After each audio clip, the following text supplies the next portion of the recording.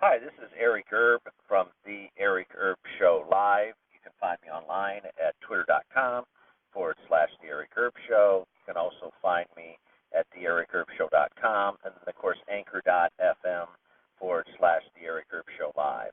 I'm also on Spreaker, Spreaker.com/The Eric Erb Show Live.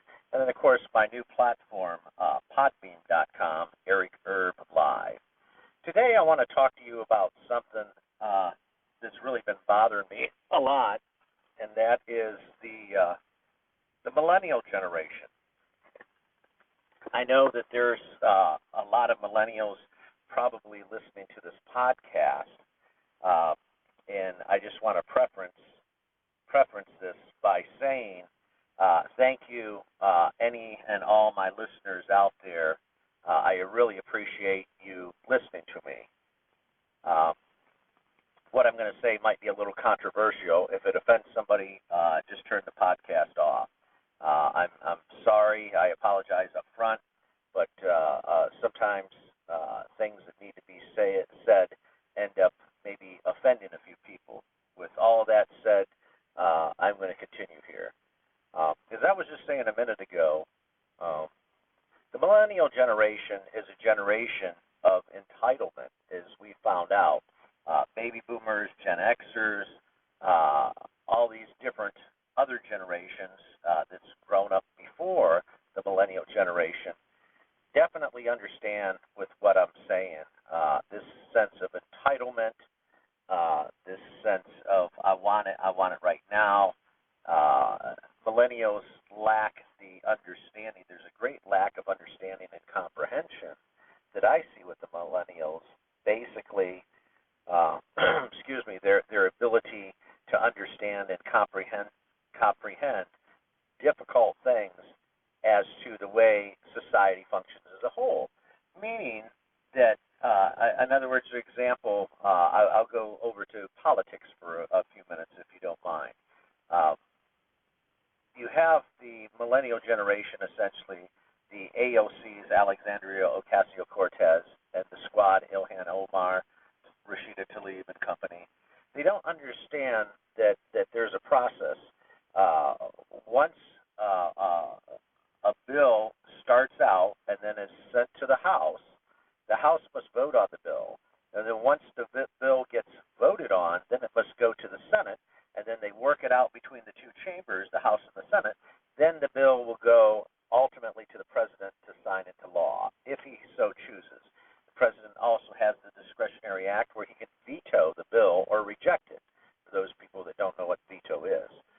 So that's kind of the long and the quick short of it. But again, millennials have this idea or notion that all you do is because you want something right now, you want free college, you want free this, you want free that, you want free health care.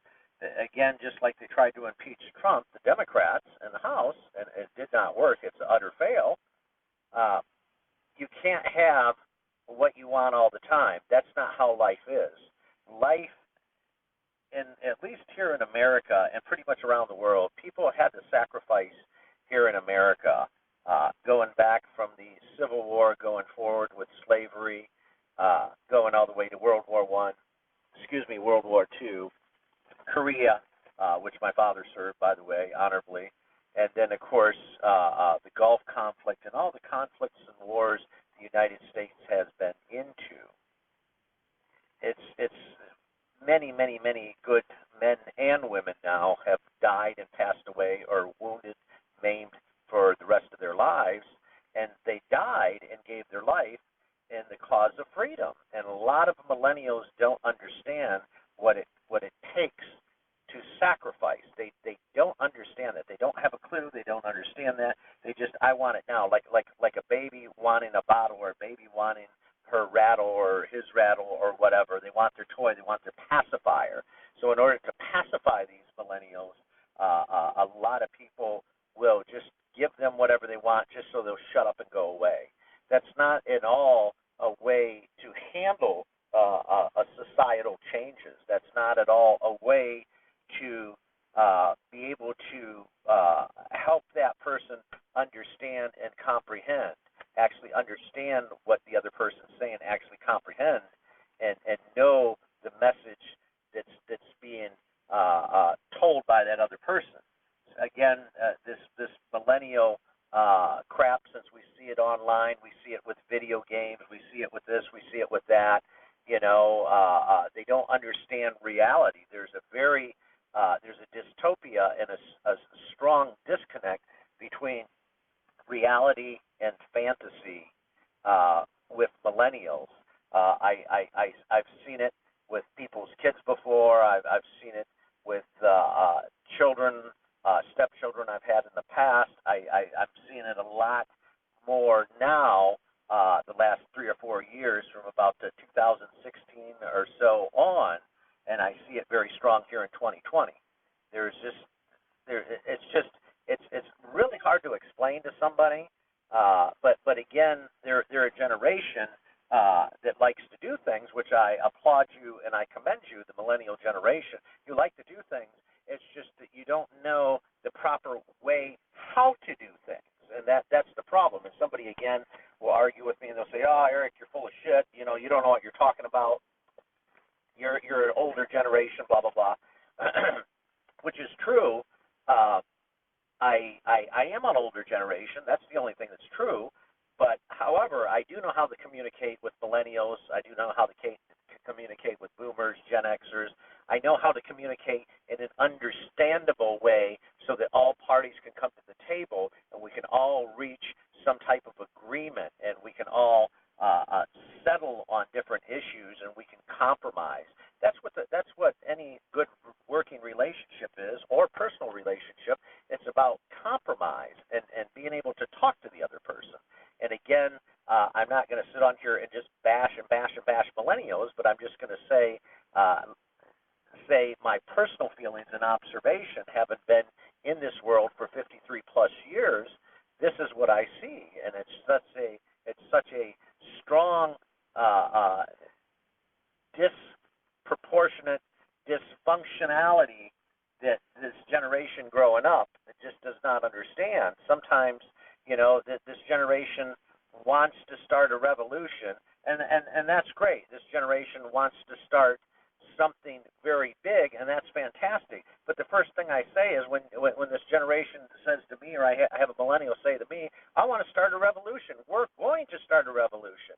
I say, "You know something?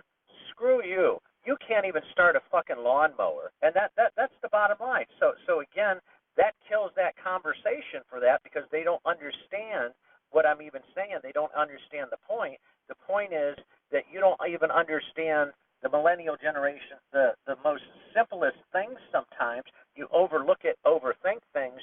Your mind is so high and so full of shit and in the clouds sometimes that you don't understand the simplicity of a situation. If somebody's out, I'll give you an example. If somebody's out in the ocean drowning and they need a life raft, instead, millennials would just film that shit, and a shark would come by and a shark would eat the person drowning. Well, my generation and generations prior to me, the boomers and so on and so forth, would throw the person, common sense, a life raft and say, "Okay, here you go. I'll pull you out of the water so the sharks and everything don't eat you." It boils down to a lot of common sense, and I don't see it in the millennial generation.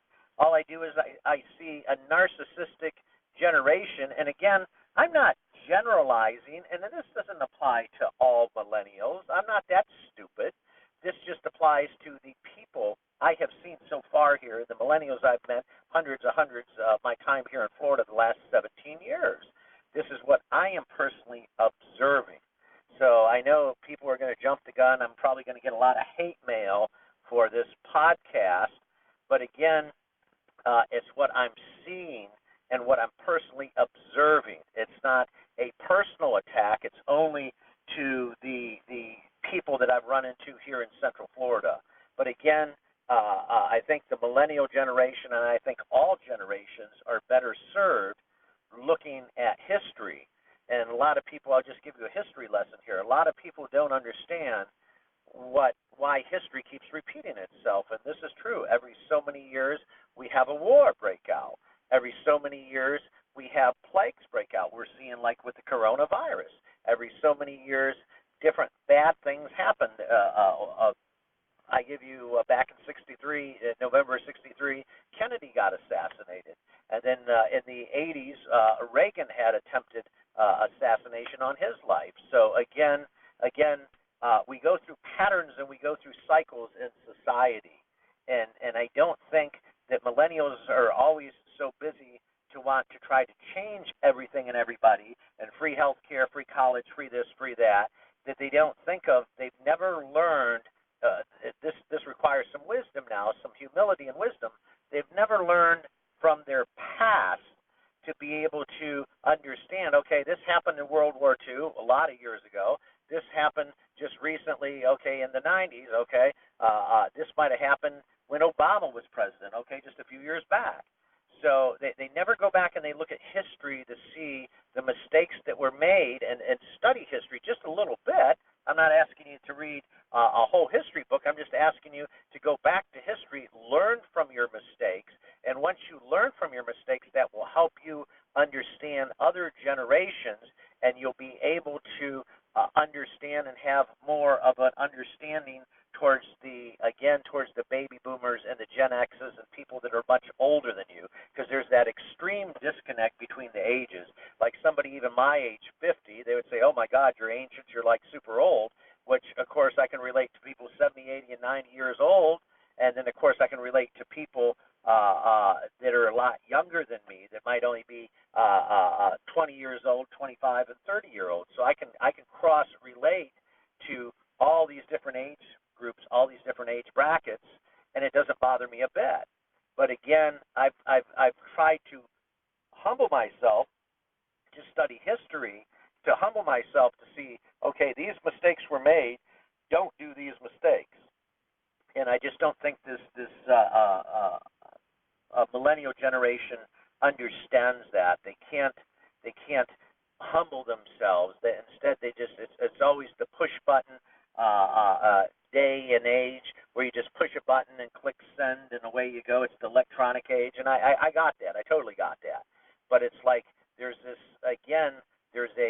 disproportional disconnect between the generations, and I just see nothing but an uphill climb and nothing but a tough road for the Gen X's, and it's great. They want to do something, and I give you a credit and I applaud you. You want to change. You want to change the government. The government's fucked up. We got that. Healthcare issues fucked up. I totally got that. Immigration issue, totally fucked up. I mean, totally. I got that. And I don't disagree with you on these issues, but I'm just saying the long and short of it all is there's a right way and a wrong way. They've had systems in place for years and years, some systems in place for 100 years. Are they perfect? No. Do they have lots and lots of mistakes? And is there a dysfunctionality in government? Yes, there is. It's crazy and it's insane. But you know something, right now, until we build a better mousetrap, this is all we got. So you have to work within the confines, meeting the rules, laws, and regulations of our country in order to get things done. Is there going to be blowback? Well, of course there is. There's nobody's ever going to agree, but you learn to accept that. Come to the table as an open-minded person and be willing to sit down with people that are older than you. There might even be a couple people younger than you, but at least come to the table, sit down, talk, and negotiate things, and really get to know a person back and forth. And I guarantee at the end of the day, if you do that and you do it with a little humility and you do it with an open mind, I guarantee, number one, you're going to learn something definitely about yourself and certainly about the other person. Number two, you might even change your view, which sometimes changing your mind or having a different perspective in life based on new information isn't a bad thing. This is Eric Erb from the Eric Erb Show Live. You can find me on anchor.fm. That's anchor.fm/The Eric Erb Show. And then, of course, you can find me on twitter.com/The Eric Erb Show. And you can find me on podbeam.com/Eric Erb Live. This is Eric Erb. Love to have you. And please keep supporting our program. If you enjoyed this podcast, would love to have you